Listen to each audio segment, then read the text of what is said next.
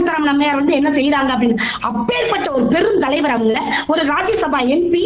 அவங்க வந்து அவ்வளவு சாதாரண வந்து அடக்கம் இருக்கணும் அப்படின்னு. அடக்கம் என்ன அடக்கம்? பெண்கள்லாம் அடக்கமா தான் இருக்கணும் அப்படின்னு யார் சொன்னது? ஸ்கூல்ல எப்படி திருமணம் நடக்குது, வளைகாப்பு நிகழ்ச்சி எப்படி நடத்துறது, இந்த மாதிரி டிக்டாக் நிகழ்ச்சிகள் நடக்குது. இதெல்லாம் கண்டுகொள்ளாம பள்ளி கல்வித்துறை என்ன பண்றாங்களே புரியல. இளைஞர்கள் சமுதாயம் வருங்கால சந்ததிகள் வந்து விஜய் அப்படின்ற ஒரு ஒரு முகத்தை வந்து திரையில பார்த்து பின்பத்தால் ஏற்படுத்தப்பட்ட ஒரு அன்பு, அதை வந்து வந்து நிஜத்துல உருவாக்கணும் அப்படின்னா முடியவே முடியாது. இவரால வந்து விநாயகர் சதுர்த்திக்கு வாழ்த்து சொல்ல முடியாது. ஏன் சொல்ல முடியாது? அவர் ஒரு கிறிஸ்தவர். எப்பயுமே திருமாவளவன் முன்ன ஒரு பேச்சு பின்ன ஒரு பேச்சு தான் அவர் எப்பயுமே பேசுவார். இன்னைக்கும் இல்லை, அவரோட அரசியல் வாழ்விலே வந்து அவர் எப்ப நேரத்துக்கு சொல்றாங்களே பச்சோந்தி போல் அப்படின்னு, நேரத்துக்கு ஏற்றார் போல் அவரோட தன்னோட நிறத்தை மாற்றிக்கொள்ளக்கூடிய தகுந்த ஒரு நபர் அவர். இது வந்து தமிழக அரசு ஆட்சியா ஊழல் ஆட்சியானே கண்டுபிடிக்க முடியல. மக்களால ரொம்ப பேதலிக்கிறாங்க. என்ன நடக்குது? தமிழக அரசு வந்து கண்கட்டி வித்தை போல ஊழல் ஆட்சி நடத்திட்டு இருக்கு. அன்பு டிஎன் டாக்ஸ் 24 நேயர்களுக்கு வணக்கம். நம்முடன் இன்று இணைந்திருப்பவர் பாஜகவிலிருந்து திருமதி ஜெயமணி அவர்கள். அதிரடியான கருத்துக்கும் அதை சொல்லும் விதத்துக்கும் இவங்க ரொம்ப பெயர் போனவர் என்றால் மிகையாகாது. மேடம், உங்களை வரவேற்பதில் பெருமிதம் அடைகிறோம். வணக்கம் மேடம். வணக்கம் வணக்கம் வணக்கம் மேம். EVKS இளங்கோவன் அவர்கள் இந்த அன்னபூர்ணா விவகாரம், ஜிஎஸ்டி, கிரீமன் அதெல்லாம் பத்தி பேசும்போது ஒரு வார்த்தை ஒண்ணு சொல்றாரு. பெண் அமைச்சர்னா கொஞ்சம் அடக்கம் இருக்கணும் அப்படிங்கிற ஒரு வார்த்தையை சொல்றாரு EVKS இளங்கோவன். இதை நீங்க எப்படி பாக்குறீங்க? EVKS இளங்கோவன் அவர்கள் என்ன அப்படின்னா, பாஜக வந்து காங்கிரஸ் போல நினைச்சிட்டார் போல. அது வந்து பெண்களை வந்து முதல்நிலைப்படுத்தக்கூடிய கட்சி இல்ல. இதுக்கு முன்னாடி குஷ்பு இருந்தாங்க, விஜயதாரணி இருந்தாங்க, மிகப்பெரிய பெண் ஆளுமைகள். அவங்கெல்லாம் மக்கள் மனதில் கவர்ந்த ஒரு நட்சத்திரங்கள். இவங்களெல்லாம் அவங்க வந்து வச்சு அழகு பார்க்க முடியல. அவங்கெல்லாம் பிஜேபிக்கு வந்து இப்ப எந்த ஒரு விதத்துல அழகா அவங்க அழகுற செயல்பட்டு இருக்காங்க அப்படின்றத மக்கள் பார்த்துட்டு இருக்காங்க. இதெல்லாம் இவங்களெல்லாம் வந்து EVKS இளங்கோவன் போன ஆட்கள் தான். ஆணாதிக்கமான ஒரு ஆட்கள் இவங்கெல்லாம். இவரெல்லாம் எப்பயுமே வாயை திறந்தாலே நல்ல ஒரு வார்த்தைகளோ ஒரு அழகுற அரசியல் பண்ணவோ தெரியாது. அவருக்கு என்ன, அவர் வாயை திறந்தாலே ஒரு வார்த்தைகள்லாம் ஒரு மாதிரி கலிஜா, அதாவது என்னதுன்னா நல்ல வார்த்தைகள் வராது அவருக்கு. நல்ல ஒரு பண்பும் அவருக்கு தெரியாது. அரசியல் நாகரிகம் தெரியாத ஒரு தலைவர் அவரு. அதனால அவர் பேசுறாரு. பெண் அமைச்சர் அப்படின்னா எவ்வளவு பெரிய ஆளுமை அவங்க. உலகத்துல இருக்க அத்தனை பெண்கள், இந்திய பெண்கள் மட்டும் பார்க்கல, உலக நாடுகள் இருக்க அத்தனை பெண்மணிகளும் அவங்கள உற்று நோக்குறாங்க. நிர்மலா சீதாராமன் அம்மையார் வந்து என்ன செய்யறாங்க அப்படின்னு. அப்பேற்பட்ட ஒரு பெரும் தலைவர் அவங்க, ஒரு ராஜ்யசபா எம்பி. அவங்க வந்து அவ்வளவு சாதாரண வந்து அடக்கம் இருக்கணும் அப்படின்னு. அடக்கம் என்ன அடக்கம்? பெண்கள்லாம் அடக்கமா தான் இருக்கணும் அப்படின்னு யார் சொன்னது? அறிவுக்கு அவங்களுக்கு இருக்க அறிவு சார்ந்த பெருந்தகை அவங்க. அவங்க அடக்கமா இருக்கணும்னா அடக்கம் வந்து அவங்க கட்டுற புடவை, அவங்க எவ்வளவு நேர்த்தியான புடவை, எவ்வளவு ஒரு அழகான ஒரு இந்திய கலாச்சார பெண்மணி அவங்க. அவங்கள போய் இந்த ஒரு வார்த்தை சொல்லணுன்ற அவசியமே கிடையாது. இவர் வீட்டு பெண்கள் இவர் இப்படிதான் பேசுவார் போல இருக்கும். இவர் இப்படிதான் அவங்களோட பெண் பிள்ளைகளையும், அவங்க வீட்டுல பெண்கள் இருப்பாங்க இல்லையா, அவங்க எல்லாம் இப்படிதான் அவரு வளர்த்திருப்பாரு. அதாவது அவங்க கிட்ட இப்படிதான் பேசி நடந்துக்குவாரோ என்னமோ. ஆனா நல்ல ஒரு வார்த்தை கிடையாது. அது ஒரு ரொம்ப பெரிய ஒரு கோபத்தை ஏற்படுத்திச்சு. முக்கியமா தமிழகத்தில் இருக்க பெண்கள் எல்லாருமே இவர் என்ன அடுத்தடுத்து பெண்களை வந்து இழிவுபடுத்தியே பேசுறாரு அப்படின்னு பயங்கர கோபத்துக்கு உள்ளாயிட்டாரு. இவர் இந்த மாதிரி பெண்கள் ஓட்டு போட்டு வந்து உட்கார்ந்து இருக்காரு, இவரெல்லாம் இன்னைக்கு ஒரு அரசியல் ஆளுமையா இருக்காரு அப்படின்றதெல்லாம் மறந்துட்டு பேசுறாரு. அம்மையார் நிர்மலா சீதாராமன் அறிவு என்ன? அவங்க வந்து ஒரு பட்ஜெட் தாக்கல் பண்றாங்க அப்படின்னா அவங்க எவ்வளவு ஒரு அழகுற செவ்வன அதை நடத்தி கொண்டு வராங்க. ஒரு இந்தியோட பொருளாதாரம், இந்திய நாட்டினோட தேசத்தோட பொருளாதாரத்தை நிர்வகிக்கக்கூடிய ஒரு மிகப்பெரிய சக்தி வாய்ந்த ஒரு தலைமை பண்பு கொண்ட ஒரு அம்மையார். அவங்களெல்லாம் இவ்வளவு இழிவா பேசுறாருன்னா இவருக்கு அந்த அளவுக்கு அறிவில்லை. பாம்பின் கால் பாம்பரியம். இவருக்கு அம்மையார் நிர்மலா சீதாராமன் அறிவையோ இதையோ புரிஞ்சுக்கக்கூடிய நேர்த்தி இல்லைன்னு தான் நான் சொல்லுவேன். சரி மேடம். அடுத்ததா ஒரு கேள்வி. இன்று நாம் பேசிக்கொண்டிருக்கும் இந்த நொடி, நேற்று வந்து சென்னையில் சென்னை பல்கலைக்கழக ஆசிரியர்கள்லாம் உள்ளிருப்பு போராட்டத்தை நடத்தியிருக்காங்க. இது மாதிரி தொடர்ந்து பல்கலைக்கழகங்கள் குறித்து நிறைய விஷயங்கள் வருது. நேற்று முன்தினம் பார்த்தோமே என்றால் மதுரை காமராஜ் யூனிவர்சிட்டி அவங்க வந்து ஒரு லெட்டர் போட்டிருக்காங்க MP வெங்கடேசன் அவர்களுக்கு. இந்த மாதிரி எங்களால் சம்பளம் கொடுக்க முடியல, அசிஸ்டன்ட் ப்ரொஃபசர்ஸ் இல்லைங்கிற மாதிரி சொல்லி. இதை பற்றி உங்கள் பார்வை? உயர்நிலை கல்வித்துறை அப்படிங்கிறது எதை நோக்கி சென்று கொண்டிருக்கிறது? புதைக்குழியை நோக்கி தமிழக பல்கலைக்கழகங்கள். அதைத்தான் நான் சொல்வேன். தமிழகத்துல உயர்கல்வி எந்த நிலைமையில இருக்கு அப்படின்னு நினைக்கும் போது, உயர்கல்வியை தாண்டி நம்மளோட சாதாரண இந்த படிப்பு, சின்ன பள்ளி பருவ காலங்களே நல்லா இல்ல.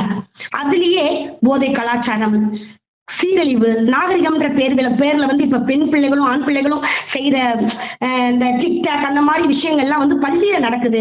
போதை கலாச்சாரம் பள்ளியில தான் அதிகமா பெருத்துருச்சு. இதெல்லாம் வந்து எதை நோக்கி போகுது அப்படின்னு நினைக்கும் போதே பயமா இருக்கு. பதற்றம் ஏற்படுது. பெண்களாகவும் பதற்றப்படுறோம், பெற்றோராகவும் பதற்றப்படுறோம். பிள்ளைங்களை வந்து ஒரு நல்ல ஒரு ஒழுக்கத்தையும் நல்ல ஒரு அறிவையும் கல்வியையும் எடுத்துக்கொள்ளக்கூடிய ஒரு அக்ஷய பாத்திரம் தான் பள்ளிக்கூடங்கள். அப்படிப்பட்ட இடத்துலயே வந்து ஒரு தவறு நடக்குது. அங்கதான் இப்ப அதிகபட்சமான தவறுகள் நடக்குதுன்னு நினைக்கும் போதே நெஞ்சு பதபதைக்குது. எதை நோக்கி இந்த தமிழகம் போயிட்டு இருக்கு? பள்ளி கல்வித்துறை என்ன பண்ணிட்டு இருக்காங்க? தமிழக அரசு இதை எந்த மாதிரி ஒரு பார்வையில பாக்குறாங்க அப்படின்னு நினைக்கும் போதே பதபதைக்குது. நம்மளோட தமிழக முதல்வர் வந்து பள்ளி கல்வித்துறை அமைச்சிருக்காரு. அதாவது அன்பில் மகேஷ் பொய்யாமொழி என்ன பண்றாரு? அவர் எப்ப பார்த்தாலும் உதயநிதியோட சேர்த்து சுத்துறாரு. அவர் மற்ற இடங்கள்ல உற்று நோக்கணும். பள்ளி கல்வித்துறை என்ன மாதிரி போயிட்டு இருக்கு அப்படின்னு அவரும் பார்க்கல. இதெல்லாம் தாண்டி பள்ளி கல்வித்துறை தான் அப்படி இருக்கு அப்படின்னா உயர்கல்வித்துறை அமைச்சர் பொன்முடி இருக்காரு இல்லையா, அவர் சொத்தை அவர் பாதுகாக்கவே பெரிய பாடம் இருக்கு. அவர் சேர்த்து வச்ச பினாமி, அவர் சேர்த்து வச்ச மற்ற சொத்துக்கள் எல்லாம் அவர் பாதுகாக்கிறதுக்கு திணறாரு. அந்த அளவுக்கு அவர் சொத்தோட மதிப்பு அதிகமாகி போச்சு.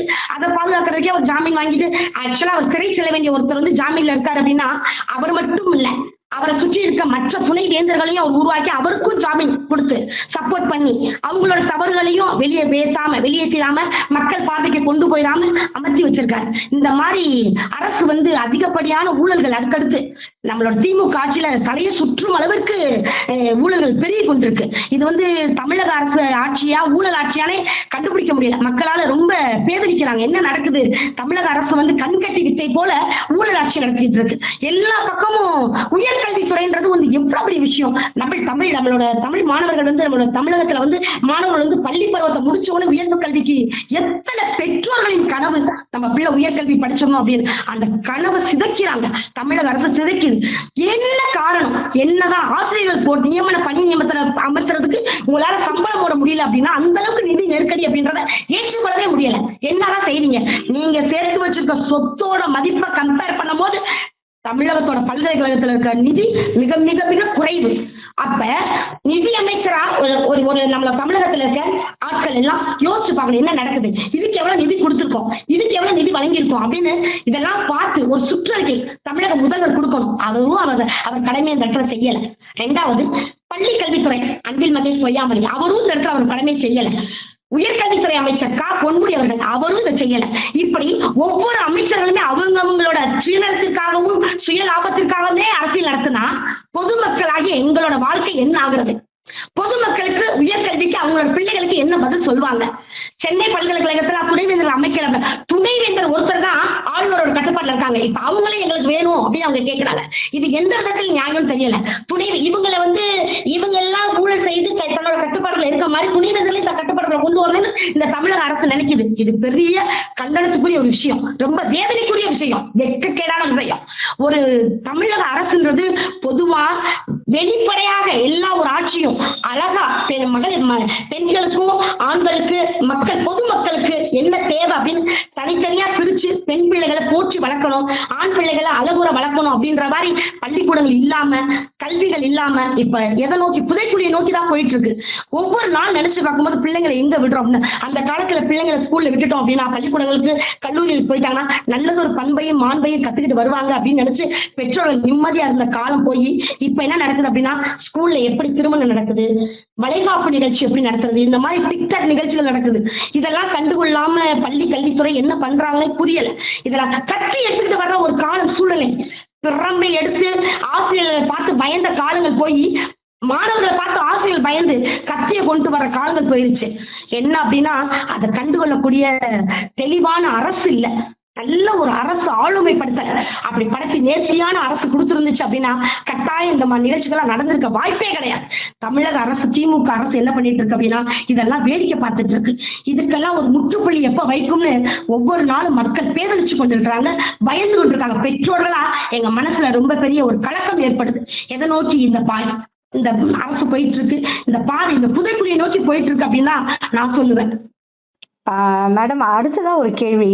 நடிகர் விஜய் அவர்கள் வந்து தவாக கட்சியை தொடங்கியிருக்காரு. அதற்கான மாநாடையும் அறிவிச்சிருக்காரு.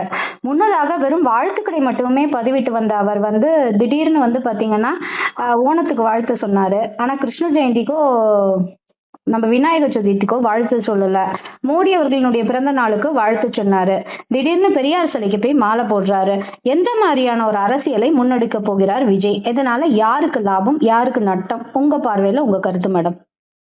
என்னோட பார்வையில் இது யாருக்கு நட்டம் அப்படிங்கும்போது, வரும் இளைஞர்கள் சமுதாயம் வருங்கால சந்ததிகள் வந்து விஜய் அப்படின்ற ஒரு முகத்தை வந்து திரையில பார்த்து பின்பத்தால் ஏற்படுத்தப்பட்ட ஒரு அன்பு அதை வந்து நிஜத்துல உருவாக்கணும் அப்படின்னா முடியவே முடியாது.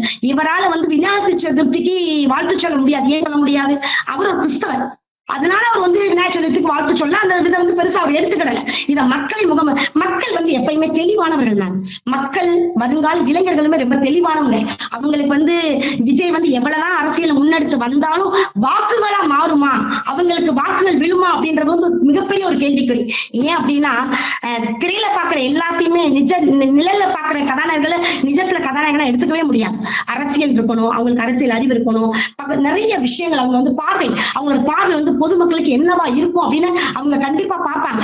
என்ன மாதிரி ஒரு சித்தத்தை கொடுக்க போறாரு விஜய், என்ன செய்ய போறாரு அப்படின்னா அப்படி பார்க்கும்போது அரசியல் பின்னணிகளும் அரசியல் அறிவுமே இல்லாத விஜய் வந்து நாளைக்கு என்ன கொண்டு போவார் இளைஞர்களுக்கு அப்படின்னும் போது அது வந்து சொல்லவே முடியாது. என்னன்னா அந்த அளவுக்கு எதுவும் கிடையாது, அவங்ககிட்ட சொல்ற அளவுக்கு ஒரு விஷயங்கள் கிடையாது. ஒரு கட்சி ஏற்படுத்தியிருக்காரு, வரவேற்கிறோம். எல்லாரும் தான் இந்த ஜனநாயக நாட்டுல யார் வேணாலும் எதை வேணாலும் செய்யலாம் அப்படின்ற ஒரு பட்சத்துக்கு கட்சி துவங்கலாம், அவங்களுக்கு மக்கள் மத்தியில் செல்வாக்கு இருந்தா பலம் வரலாம் அப்படின்ற ஒரு பட்சத்தை நோக்கிதான் அவர் நகர்ந்திருக்காரு. தவிர இனி ஒரு தேர்தல் நடந்து அவர் எலெக்ஷன்ல நின்று அந்த தேர்தலை எப்படி சந்திச்சு அதுல எவ்வளவு வாக்குகள் வாங்கியிருக்காரு அப்படின்னு தெரிஞ்சா மட்டும்தான் மக்களின் மனநிலையை அறியவே முடியும். மக்கள் தீர்ப்பே மகேஷன் தீர்ப்பு, அவ்வளவுதான். இதுல வந்து இளைஞர்களோட பார்வை என்ன அப்படின்னா நிழல்ல இருக்க எல்லா விஷயத்தையும் நிஜத்துல எடுத்துக்க மாட்டாங்க. ஏன்னா நம்ம சமுதாயம் வந்து ரொம்ப தெளிவானவர்கள். அவங்க வந்து நம்ம மக்கள், தமிழ் மக்கள் வந்து ரொம்ப ஒரு தெளிவானவங்க. தமிழக மக்கள் வந்து ரொம்ப ஒரு அறிவுபூர்வமா ஆக்கப்பூர்வமான நபர்கள். அதனால அவங்க இந்த விஷயத்துல என்ன எடுக்க போறாங்க முடிவுன்றத அவங்க தான் நம்ம பொறுத்திருந்து காலம் தான் பதில் சொல்லும். மேடம், இன்னும் ஒரே ஒரு கேள்வி இறுதியாக. திரும்ப வந்து மது ஒழிப்பு மாநாடு அது வந்து ஆளுங்கட்சியோட இணைந்து தான் நடத்துறோம், ஆளுங்கட்சியுமே அதுக்கு வராங்க, அந்த மாநாட்டில் கலந்துக்கிறாங்கன்னு சொல்றாங்க. திரும்ப அவர்கள் வந்து முதலமைச்சர் ஸ்டாலின் அவர்களை பார்ப்பதற்கு முன்னாடி சொன்ன வார்த்தையே வேற, பார்த்து விட்டு வந்து சொன்ன வார்த்தையே வேற. இதை எப்படி பாக்குறீங்க இந்த டிஃபரன்ஸ்? இல்ல அவர் சாதாரணமா தான் இருக்காரு, இது புது கூட்டணிக்கான அச்சாரம் கிடையாது, இருக்கிற வெற்றி கூட்டணியிலே கூட 2 தொகுதியை கேட்டு பெறுவதற்காக அப்படிங்கிற மாதிரி பாக்குறீங்களா?